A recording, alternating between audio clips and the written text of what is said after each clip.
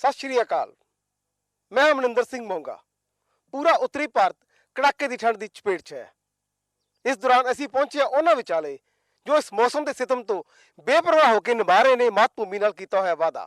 ਜਿੱਥੇ ਇਸ ਠੰਡ ਤੋਂ ਬਚਣ ਦੇ ਲਈ ਅਸੀਂ ਘਰੋਂ ਬਾਹਰ ਨਿਕਲਣ ਤੋਂ ਪਰਹੇਜ਼ ਕਰ ਰਹੇ ਹਾਂ, ਉਸ ਸਮੇਂ ਬਾਰਡਰ ਸਿਕਿਉਰਿਟੀ ਫੋਰਸ ਦੇ ਇਹ ਜਵਾਨ ਬੁਲੰਦ ਹੌਸਲੇ ਦੇ ਨਾਲ ਸਰਹੱਦਾਂ ਦੀ ਰਾਖੀ ਕਰ ਰਹੇ ਨੇ। ਅਸੀਂ ਸਲਾਮ ਕਰਦੇ ਹਾਂ ਇਹਨਾਂ ਦੇ ਜੋਸ਼ ਤੇ ਜਜ਼ਬੇ ਨੂੰ, ਤੇ ਅੱਜ ਇਹਨਾਂ ਨਾਲ ਗੱਲ ਕਰਕੇ ਜਾਣਾਂਗੇ ਕਿ ਦੇਸ਼ ਦੀ ਸੇਵਾ ਕਰਨ ਦੀ ਕਿੱਥੋਂ ਮਿਲਦੀ ਹੈ ਇਹਨਾਂ ਨੂੰ ਸ਼ਕਤੀ, ਅਤੇ ਸਰਹੱਦਾਂ ਤੇ ਡਟੇ ਰਹਿਣ ਦਾ ਕਿੱਥੋਂ ਆਉਂਦਾ ਹੈ ਜਜ਼ਬਾ।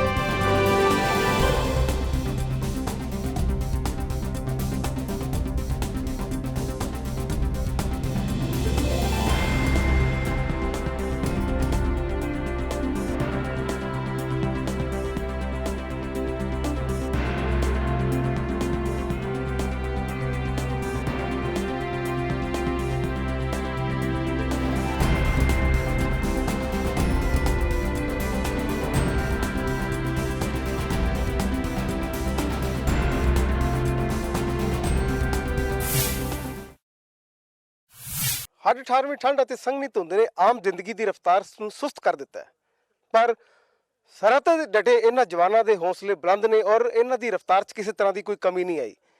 ਸ਼ੀਤ ਲਹਿਰ ਬਹੁਤ ਜ਼ਿਆਦਾ, ਪਰ ਲਗਾਤਾਰ 12-12 ਘੰਟੇ ਡਿਊਟੀ ਤੇ ਜਿਹੜੇ ਇਹ ਜਵਾਨ ਤੈਨਾਤ ਰਹਿੰਦੇ ਨੇ, ਇਹਨਾਂ ਦੇ ਹੌਸਲਿਆਂ 'ਚ ਕਿਤੇ ਕੋਈ ਇੱਕ ਬਿਲਕੁਲ ਵੀ ਨਾ ਮਾਤਰ ਵੀ ਜਿਹੜਾ ਕਮੀ ਕਿਤੇ ਨਜ਼ਰ ਨਹੀਂ ਆਉਂਦੀ। ਇਹ ਪੂਰੇ ਜੋਸ਼ ਤੇ ਜਜ਼ਬੇ ਦੇ ਨਾਲ ਇਸੇ ਤਰ੍ਹਾਂ ਡਟੇ ਰਹਿੰਦੇ ਨੇ, ਬੁਲੰਦ ਹੌਸਲਿਆਂ ਦੇ ਨਾਲ, ਔਰ ਇੱਕ ਜਜ਼ਬਾ ਹੈ ਦੇਸ਼ ਦੀ ਰਾਖੀ ਦਾ। सर क्या नाम है, आप कहाँ से रहने वाले हैं और परेशानी क्या आती है सर? जी, मैं रमेश कुमार नेत्र मेरा नाम, राजस्थान जयपुर का रहने वाला हूँ। परेशानी सर यही है कि जैसे मान लो थोड़ी हल्की सी परेशानी, वैसे तो कुछ है नहीं, लेकिन थोड़ी दिखाई मतलब जैसे धुंध वगैरह है तो दिखने में थोड़ी दिक्कत आती है। तो हम एक दूसरे जवान की जो दूरियाँ हैं वो जैसे मान लो बिसल वगैरह लगा के कुछ आवाज़ें हैं हमारी, जैसे जहाँ कुछ आवाज़ें ऐसे निकालेंगे ताकि हम पहले ही बता देंगे जवान को सीक्रेट कोड से। जी जी, तो वो उधर से रिप्लाई देगा तो हाँ भाई ठीक ठाक है, चल रहा है। पेट्रोलिंग ज़्यादा मतलब घूमते रहेंगे, एक जगह रुकेंगे नहीं। और कभी कभी तो ऐसा होता है कि जैसे मान लो 10 या 15 मीटर जो है वो दिखाई नहीं देता, तो थोड़ी सी दिक्कत आती है, बाकी वैसे कोई परेशानी है नहीं। इतनी जो ऊर्जा कहाँ से आती है, मतलब देश की रक्षा का के लिए ड्यूटी दे रहे हो आप, पर ये एक जज्बा जो है वो कैसे आता है? देखिए, जज्बा तो ये है कि पूरा देश पीछे खड़ा है, और आजकल तो हमारे को जैसे आर्मी वगैरह है, बीएसएफ, इन सभी के लिए लोग बहुत हमारी वो करते हैं, मतलब तो हम जज्बा यही है कि हमारा देश पीछे, पूरा देश खड़ा है।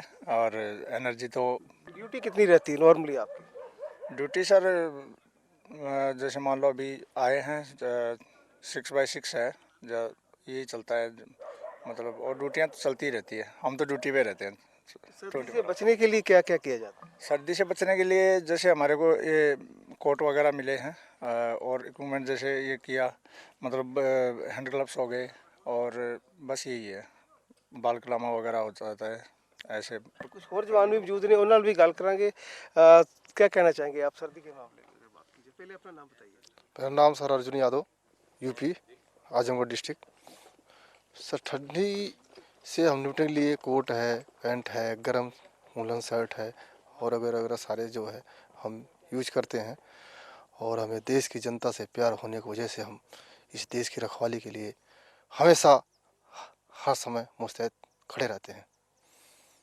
सलाम है इन्हों के जज्बे नूं। लास्ट में आप एक मैसेज देना चाहेंगे देश की जनता को? जी, मैं मैसेज देना चाहूँगा कि आज नया साल है, तो आप बड़ी खुशी से हर्षोल्लास से आराम से मनाएं, निश्चिंत रहें, बिल्कुल खुश रहें, और अपने जो भी पर्व वगैरह हैं वो अपना खूब मनाएं और हमेशा के लिए खुश रहें। हम यहाँ डटे हुए हैं बॉर्डर पे, कोई दिक्कत नहीं, कोई टेंशन लेने की ज़रूरत नहीं है। चंद लाइनें सुनाइएगा। देश के हर प्रांत से आए बहादुरों का दल, हम है सीमा सुरक्षा बल, सीमा सुरक्षा बल। ਸੀਮਾ ਸੁਰੱਖਿਆ ਬਲ। ਇਹਨਾਂ ਜਵਾਨਾਂ ਦੇ ਹੌਸਲੇ ਨੂੰ ਸਾਡਾ ਕੋਟਨ-ਕੋਟ ਸਲਾਮ ਹੈ, ਕਿਉਂਕਿ ਉਹ ਵੇਲੇ ਜਦੋਂ ਅਸੀਂ ਰਜਾਈਆਂ 'ਚ ਸੁੱਤੇ ਪਏ ਹਾਂ, ਅਸੀਂ ਰਜਾਈਆਂ ਦਾ ਨਿੱਘ ਮਾਣ ਰਹੇ ਹਾਂ, ਉਸ ਵੇਲੇ ਵੀ ਇਹ ਬੁਲੰਦ ਹੌਸਲੇ ਦੇ ਨਾਲ ਸਿਰ ਤੇ ਕਫਨ ਬਣ ਕੇ ਸਾਡੀ ਸਰਹੱਦਾਂ ਦੀ ਰਾਖੀ ਲਈ ਤੈਨਾਤ ਰਹਿੰਦੇ ਨੇ। ਤਸਵੀਰਾਂ ਆਪਣੀ ਟੀਵੀ ਸਕਰੀਨ ਤੇ ਦੇਖ ਸਕਦੇ ਹੋ। ਭਾਰਤ-ਪਾਕ ਸਰਹੱਦ ਤੇ ਲੱਗੀ ਕੰਡਿਆਲੀ ਤਾਰ ਦੇ ਨੇੜੇ BSF ਦੀ ਇੱਕ ਟੀਮ ਪੈਟਰੋਲਿੰਗ ਕਰ ਰਹੀ ਹੈ। ਉਹ ਜਵਾਨ ਨੇ ਜੋ ਲਗਾਤਾਰ 12 ਘੰਟੇ ਸਿਰ ਤੇ ਕਫਨ ਬਨ ਕੇ ਦੇਸ਼ ਦੀ ਰੱਖਿਆ ਕਰ ਰਹੇ ਨੇ ਔਰ ਇੱਕ ਜਜ਼ਬਾ, ਇੱਕ ਜੋਸ਼ ਜਿਹੜਾ ਇਹਨਾਂ 'ਚ ਹਮੇਸ਼ਾ ਬਰਕਰਾਰ ਰਹਿੰਦਾ, ਭਾਵੇਂ ਮੌਸਮ ਜਿਹੋ ਜਿਹਾ ਮਰਜ਼ੀ ਹੋਵੇ। ਮੈਡਮ, ਸਭ ਤੋਂ ਪਹਿਲਾਂ ਦੱਸੋ ਤੁਹਾਡਾ ਨਾਮ ਕੀ ਹੈ? Sub inspector Nitika.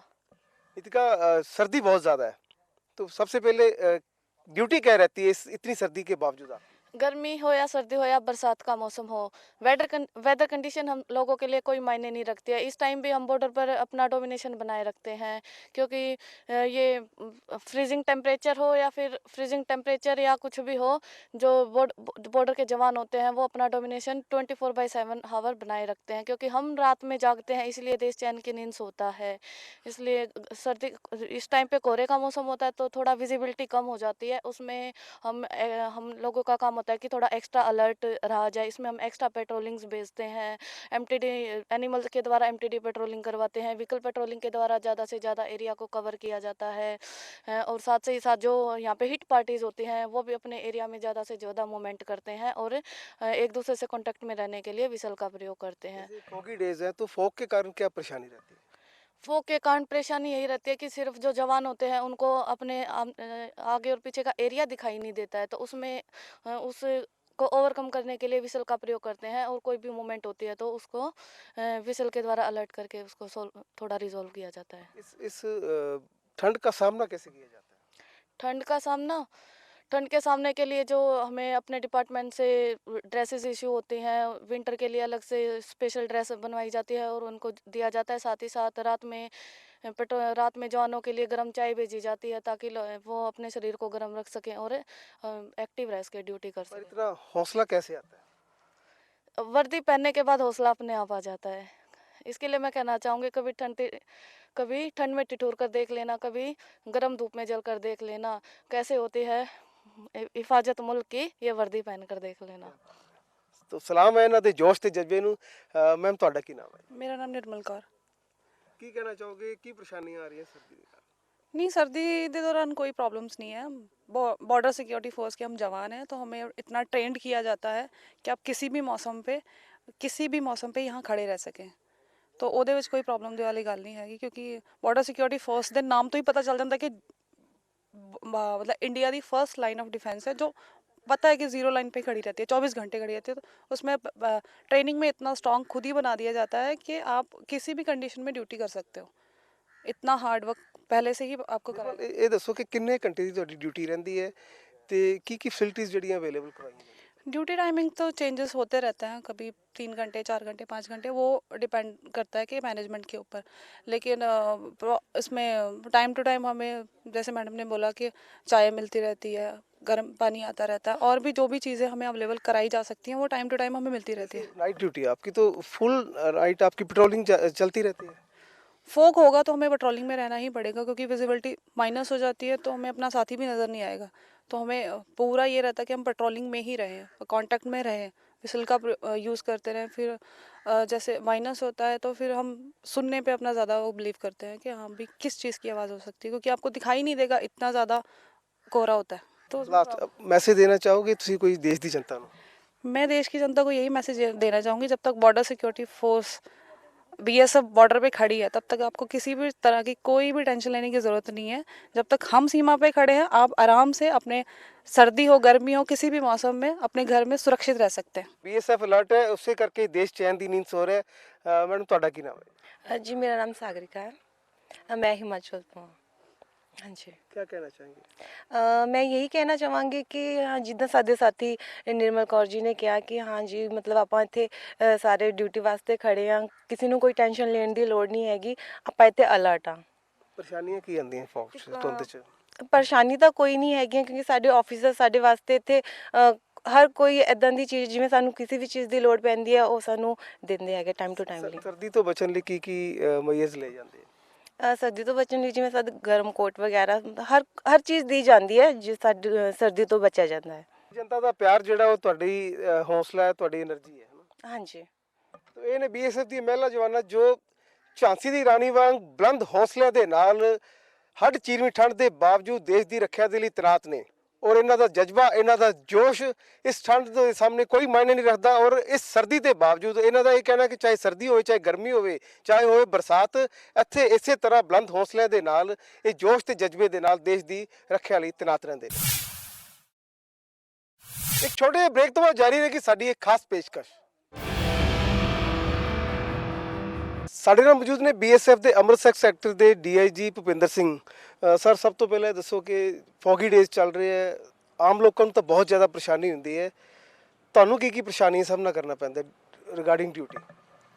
देखो जी, बीएसएफ ਜਿਹੜੀ ਹੈ ਉਹ ਮੈਂ ਦੇਸ਼ ਪੂਰੀ ਦੁਨੀਆ 'ਚ ਸਾਰਿਆਂ ਕੋਲ ਵੱਡੀ ਬਾਰਡਰ ਗਾਰਡਿੰਗ ਆਰਗੇਨਾਈਜੇਸ਼ਨ ਹੈ ਤੇ ਬੜੀ ਐਕਸਪੀਰੀਅੰਸ ਆਰਗੇਨਾਈਜੇਸ਼ਨ ਹੈ ਜੀ। ਤੇ ਜਿਹੜੇ ਸਾਡੇ ਜਵਾਨ ਹੈਗੇ ਬਾਰਡਰ ਤੇ, ਤੁਸੀਂ ਦੇਖ ਕੇ ਆਏ ਹੋ ਉਹਨਾਂ ਨੂੰ, ਤੇ ਬੜੀ ਮੁਸਤੈਦੀ ਨਾਲ ਕੰਮ ਕਰਦੇ ਨੇ। ਤੇ ਚਾਹੇ ਜੋ ਮਰਜ਼ੀ परिस्थिति ਆ ਜਾਏ, ਚਾਹੇ ਬਾਰਿਸ਼ ਹੋਏ, ਤੂਫਾਨ ਹੋਏ, ਆਂधी ਹੋਏ ਜਾਂ ਫੌਗ ਹੋਏ, ਇਹਨਾਂ ਨੂੰ ਕੋਈ ਫਰਕ ਨਹੀਂ ਪੈਂਦਾ ਉਹਨਾਂ ਨਾਲ। ਠੀਕ ਹੈ ਜੀ। ਔਰ ਜਿੱਦਾਂ ਜਿੱਦਾਂ ਮੁਸ਼ਕਲਾਂ ਵੱਧਦੀਆਂ ਜਾਣਗੀਆਂ, ਇਹਨਾਂ ਦੇ ਹੌਸਲੇ ਹੋਰ ਵੱਧਦੇ ਜਾਂਦੇ ਨੇ। ਤੇ ਮੈਂ ਤੁਹਾਨੂੰ ਇਸ ਆਸ਼ਵਸਤ ਕਰਨਾ ਕਿ ਫੌਗ ਜਾਂ ਕੋਈ ਵੀ ਐਸੀ ਛੋਟੀ ਮੋਟੀ ਚੀਜ਼ਾਂ ਜਿਹੜੀਆਂ ਨਾ, ਉਹ ਸਾਡੇ ਜਵਾਨਾਂ ਵਾਸਤੇ ਕੋਈ ਵੀ ਫਰਕ ਨਹੀਂ ਪਾਉਂਦੀਆਂ। ਔਰ ਸਾਡੀ ਡਿਊਟੀ ਜਿਹੜੀ ਹੈ ਉਹ 12 ਮਹੀਨੇ ਸਾਲ 'ਚ ਔਰ 24 ਘੰਟੇ ਸੇਮ ਤਰੀਕੇ ਨਾਲ ਅਸੀਂ ਬਾਰਡਰ 'ਤੇ ਮੁਸ਼ਤੈਦ ਰਹਿੰਦੇ ਹਾਂ। ਸਰ, ਬਿਨਾਂ ਸ਼ੱਕ ਬੀਐਸਐਫ ਦੇ ਜਵਾਨ ਬੁਲੰਦ ਹੌਸਲਿਆਂ ਦੇ ਨਾਲ ਸਰਹੱਦਾਂ ਦੀ ਰਾਖੀ ਕਰ ਰਹੇ, ਪਰ ਕਿਤੇ ਨਾ ਕਿਤੇ ਧੁੰਦ ਕੋਈ ਪਰੇਸ਼ਾਨੀਆਂ ਦੀ ਕਾਰਨ ਬਣਦੀ ਕਿਸੇ ਤਰ੍ਹਾਂ ਦਾ ਵੀ? ਨਹੀਂ, ਠੰਡ ਥੋੜੀ ਵਿਜ਼ੀਬਿਲਟੀ ਥੋੜੀ ਹੈਗੀ, ਤੇ ਉਹਦੇ ਕਾਰਨ ਅਸੀਂ ਆਪਣੀ ਜਿਹੜੀ ਡਿਊਟੀ ਨੂੰ ਹੋਰ ਸਖਤ ਕਰ ਲੈਂਦੇ ਹਾਂ, ਥੋੜੀ ਹੋਰ ਪੈਟਰੋਲਿੰਗ ਵਧਾ ਦਿੰਦੇ ਹਾਂ। ਤੇ ਬਾਕੀ ਹੋਰ ਵੀ ਸਾਡੇ ਕੋਲ ਤਰੀਕੇ ਹੈਗੇ ਬਾਰਡਰ ਗਾਰਡ ਕਰਨੇ ਦੇ। ਤੇ ਜਿੱਦਾਂ ਜਿੱਦਾਂ ਮੁਸ਼ਕਲਾਂ ਵੱਧਦੀਆਂ ਨੇ ਤਾਂ ਅਸੀਂ ਆਪਣੇ ਆਪ ਨੂੰ ਹੋਰ ਮੁਸ਼ਤੈਦ ਕਰ ਲੈਂਦੇ ਹਾਂ। ਤੇ ਇਸ ਲਈ ਫੌਗ ਬੜੀ ਛੋਟੀ ਜਿਹੀ ਚੀਜ਼ ਹੈ ਸਾਡੇ ਵਾਸਤੇ, ਕੋਈ ਬੜੀ ਸਾਡੇ ਵਾਸਤੇ ਗੱਲ ਨਹੀਂ ਹੈਗੀ ਜੀ। ਸਰ, ਖਾਸ ਕਰਕੇ ਜੇ ਅੰਮ੍ਰਿਤਸਰ ਸੈਕਟਰ ਦੀ ਗੱਲ ਕੀਤੀ ਜਾਵੇ ਤੇ ਇੱਕ ਗੇਟਵੇ ਹੈ ਸਮਗਲਰਸ ਦੇ ਲਈ, ਤਾਂ ਇਹਨਾਂ ਦਿਨਾਂ 'ਚ ਕੀ ਚੈਲੰਜਸ ਵੱਧਦੇ ਹੈ, ਕੀ ਮਈਜ਼ ਲੈ ਜਾਂਦੇ? ਉਹ ਕੋਸ਼ਿਸ਼ ਕਰਦੇ ਰਹੇ ਕਿ ਕੁਛ ਨਾ ਕੁਛ ਜਿਹੜੀ ਦੇਸ਼ 'ਚ ਸਮੋਲੀ ਐਕਟੀਵਿਟੀ, ਨਾਰਕੋਟਿਕਸ ਵਗੈਰਾ ਕ੍ਰਾਸ ਕਰਨ ਦੀ ਕੋਸ਼ਿਸ਼ ਕਰਦੇ ਨੇ। ਬਟ ਸਾਡੀ ਡਿਊਟੀ ਨਹੀਂ ਮੁਸ਼ਤੈਦ ਹੈਗੀ ਕਿ ਅਸੀਂ ਉਹਨਾਂ ਦੇ ਸਾਰੇ ਇਰਾਦੇ ਨੂੰ ਵਿਫਲ ਕਰਦੇ ਹਾਂ, ਔਰ ਅਸੀਂ ਕਰਦੇ ਆਏ ਹਾਂ, ਅੱਗੇ ਵੀ ਕਰਦੇ ਰਹਾਂਗੇ। ਔਰ ਮਤਲਬ ਅਜੇ ਤੱਕ ਜਿੰਨੇ ਵੀ ਅਟੈਂਪਟ ਉਹਨਾਂ ਦੀ ਹੋਈਆਂ ਨੇ, ਚਾਹੇ ਉਹਨਾਂ ਨੇ ਜਿੱਦਾਂ ਵੀ ਤੱਕ ਕੋਸ਼ਿਸ਼ ਕੀਤੀ, ਅਸੀਂ ਸਾਰੇ ਉਹਨਾਂ ਨੇ ਨਾਕਾਮ ਕੀਤਾ ਉਹਨਾਂ ਨੂੰ। ਸਰ, ਜਵਾਨਾਂ ਦਾ ਜੋਸ਼ ਤੇ ਜਜ਼ਬਾ ਕਾਇਮ ਰੱਖ ਲਈ ਉਹਨਾਂ ਨੂੰ ਮੋਟੀਵੇਟ ਕਿਵੇਂ ਕੀਤਾ ਜਾਂਦਾ? ਜਵਾਨ ਸਾਡੇ ਜੀ ਪਹਿਲੀ ਗੱਲ ਤੇ ਮਤਲਬ ਘਰਾਂ ਤੋਂ ਬਾਹਰ ਆਏ ਨੇ, ਤੇ ਉਹ ਜਦੋਂ ਬਾਰਡਰ 'ਤੇ ਆ ਗਏ ਤੇ ਉਹ ਫਿਰ ਵਰਦੀ ਪਾ ਲਈ, ਤੇ ਉਹ ਫਿਰ ਸੈਲਫ ਮੋਟੀਵੇਟ ਹੁੰਦੇ ਨੇ ਜੀ। ਉਹਨਾਂ ਨੂੰ ਕੋਈ ਮੋਟੀਵੇਸ਼ਨ ਦੀ ਜ਼ਰੂਰਤ ਨਹੀਂ। ਉਹ ਦੇਸ਼ ਦਾ ਪਿਆਰ ਜਿਹੜਾ ਹੈ ਔਰ ਉਹ ਉਹਨਾਂ ਵਾਸਤੇ ਸਰਵਸ਼੍ਰੇਸ਼ਟ ਹੈ। ਤੇ ਇਸ ਲਈ BSF ਆਪਣੇ ਆਪ 'ਚ ਇੱਕ ਮੋਟੀਵੇਟਿਡ ਆਰਗੇਨਾਈਜੇਸ਼ਨ ਹੈ, ਔਰ ਉਹਨਾਂ ਵਾਸਤੇ ਉਹਨਾਂ ਦਾ ਕਰਤੱਵ ਜਿਹੜਾ ਹੈ ਉਹ ਬੜਾ ਇੰਪੋਰਟੈਂਟ ਹੈ। ਔਰ ਉਹਨੂੰ ਦੇਸ਼ ਦੀ ਸੁਰੱਖਿਆ, ਦੇਸ਼ ਸੀਮਾ ਦੀ ਰੱਖਿਆ ਜਿਹੜੀ ਹੈ ਉਹ ਉਹਨਾਂ ਵਾਸਤੇ ਇੱਕ ਧਰਮ ਕਿਸਮ ਦੀ ਚੀਜ਼ ਹੈਗੀ। ਤੇ ਅਸੀਂ ਉਸ ਤਰ੍ਹਾਂ ਦੇ ਉਹਨਾਂ ਕੰਮ ਨੂੰ ਲੈਂਦੇ ਆਪਣੇ ਨੂੰ ਔਰ ਕਰਨੇ ਹਾਂ ਜੀ। ਸਾਇੰਸ ਤੇਜ਼ੀ ਨਾਲ ਤਰੱਕੀ ਕਰ ਰਹੀ ਹੈ, ਕੋਈ ਇਨ ਫਿਊਚਰ ਕੋਈ ਲੇਟੈਸਟ ਇਕਵਿਪਮੈਂਟਸ ਨਾਲ ਇਹਨਾਂ ਨੂੰ ਲੈਸ ਕਰਨ ਦੇ ਲਈ ਕੁਝ ਹੈਗੇ ਪਲੈਨਿੰਗ? ਬਿਲਕੁਲ ਜੀ, ਬਿਲਕੁਲ। ਅਸੀਂ ਟੈਕਨੋਲੋਜੀ ਦੇ ਨਾਲ ਚੱਲ ਰਹੇ ਹਾਂ, ਔਰ ਜਿੱਦਾਂ ਜਿੱਦਾਂ ਇਕਵਿਪਮੈਂਟ ਇੰਟਰੋਡਿਊਸ ਹੁੰਦੇ ਨੇ ਉਹ ਅਸੀਂ ਸਾਡਾ ਹੈੱਡਕੁਆਟਰ ਜਿਹੜਾ ਹੈ ਉਹਨਾਂ ਨੂੰ ਇੰਟਰੋਡਿਊਸ ਕਰਦਾ ਇੱਥੇ। ਔਰ ਅਸੀਂ ਸਾਡੇ ਮਾਡਰਨ ਇਕਵਿਪਮੈਂਟ ਜਿਹੜੇ ਕੰਟਰੀਜ਼ ਹੈਗੇ ਉਹ ਅਸੀਂ ਇਸਤੇਮਾਲ ਕੇ ਲਾਏ ਹੈਗੇ। ਸਰ, ਲਾਸਟ ਤੇ ਦੇਸ਼ ਵਾਸੀਆਂ ਨੂੰ ਕੀ ਸੁਨੇਹਾ ਦੇਣਾ ਚਾਹੋਗੇ? ਨਹੀਂ ਬਸ ਜੀ, ਨਵਾਂ ਸਾਲ ਤੁਹਾਨੂੰ ਮੁਬਾਰਕ ਹੋਏ। ਔਰ ਦੇਸ਼ ਦੀ ਸੁਰੱਖਿਆ ਜਿਹੜੀ ਹੈ, ਸੀਮਾ ਦੀ ਸੁਰੱਖਿਆ ਜਿਹੜੀ ਹੈ ਉਹ ਅਸੀਂ ਮੁਸ਼ਤੈਦੀ ਨਾਲ ਕਰ ਰਹੇ ਹਾਂ। ਐਂਡ ਨਵਾਂ ਸਾਲ ਮੁਬਾਰਕ ਹੋ ਤੁਹਾਨੂੰ ਸਾਰਿਆਂ ਨੂੰ। ਤਾਂ ਇਹ ਨੇ BSF ਦੇ DIG ਭੁਪਿੰਦਰ ਸਿੰਘ, ਜਿਨ੍ਹਾਂ ਨੇ ਦੱਸਿਆ ਕਿ ਮੁਸ਼ਕਿਲ ਤੋਂ ਮੁਸ਼ਕਿਲ ਹਾਲਾਤਾਂ ਦੇ ਵਿੱਚ बीएसएफ सरहदी राखी ਲਈ ਪੂਰੀ ਤਰ੍ਹਾਂ ਤੈਨਾਤ ਹੈ ਔਰ ਨਾਲ ਹੀ ਦੇਸ਼ ਵਾਸੀਆਂ ਨੂੰ ਸੁਨੇਹਾ ਦਿੱਤਾ ਹੈ ਕਿ ਲੋਕ ਆਪਣੇ ਤਿਉਹਾਰ ਆਪਣੇ ਪਰਵ ਮਨਾਉਂਦੇ ਰਹਿਣ ਕਿਉਂਕਿ ਦੇਸ਼ बीएसएफ ਦੇ ਹੱਥਾਂ 'ਚ ਸੁਰੱਖਿਅਤ ਹੈ।